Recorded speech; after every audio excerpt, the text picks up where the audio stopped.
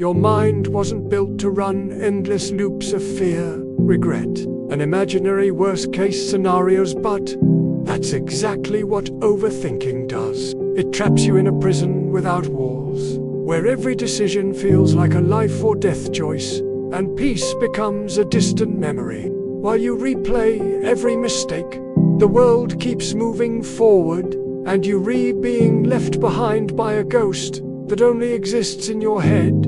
It's time to break that cycle. Not tomorrow, not next week, right now, because overthinking doesn't protect you, it paralyzes you. And if you want your future back, you need to stop feeding the fire with what-ifs and start fighting for your freedom. Overthinking is a silent destroyer. It doesn't scream, it doesn't bleed, but it wrecks you from the inside out. One thought turns into 10 into 100, and suddenly your mind is spinning stories that don't even exist, but your heart feels every single one of them. You ask yourself, what if I fail? What if they don't like me? You're convinced that if you think hard enough, long enough, you'll finally feel safe. You hesitate to act. Paralyzed by invisible chains, you torture yourself with versions of reality that exist only in your imagination.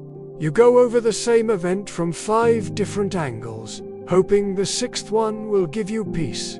But it never does, and it never will, because peace doesn't come from certainty, it comes from surrender. That sometimes the most powerful thing you can do is let go.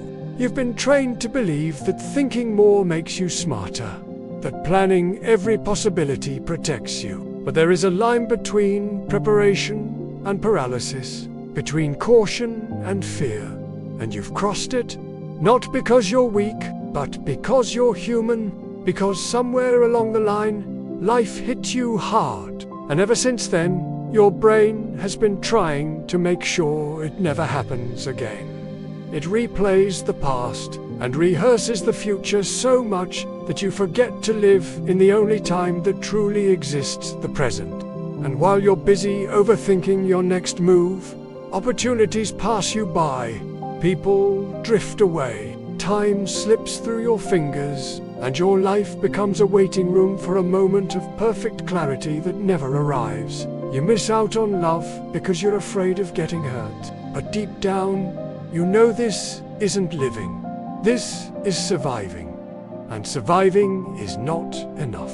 You were made for more than anxiety, dressed up as logic. You were made for freedom, for confidence, for action, and that starts with one powerful decision: to stop feeding the monster in your mind. Here is the truth. Most people want to tell you, you will never think your way into a perfect life. Life doesn't wait for your overthinking to stop. It moves. They're the ones who acted anyway. They still had fear. And because of that, they changed. You can too. Breathe, then take action. Small, imperfect action. Take the step. You don't have to do everything. Just do something. Because action is the antidote to. Also, simplify your environment. Too much chaos around you fuels the chaos inside you. Share them with someone you trust, because the moment you name your fear, it starts to lose its power. You did the best you could with the mind you had at the time. And hear me on this: your anxiety does not define you.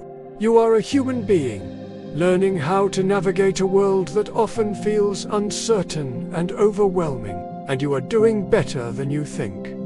So take that first step. The path to peace doesn't require perfection. It only asks for presence, for the courage to show up, even when your mind screams at you to hide. It was the moment you finally decided to trust yourself. You just have to keep going. One breath, one step, one moment at a time.